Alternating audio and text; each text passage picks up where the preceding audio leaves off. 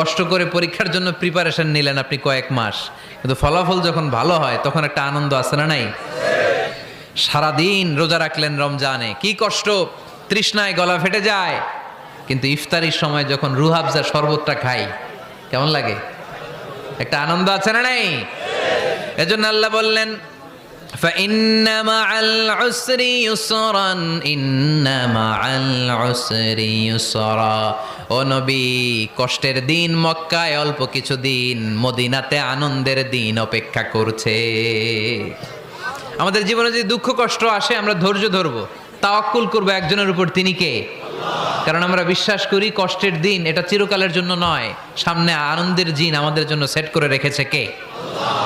তাহলে আমরা সূরাতুল ইনশিরাহ থেকে 3টা নেয়ামতের বর্ণনা শুনলাম, বিশ্বনবীকে কি সান্ত্বনা দেয়া হলো সেটা শুনলাম। এবার 2টা গাইডলাইন শুনে তাফসীর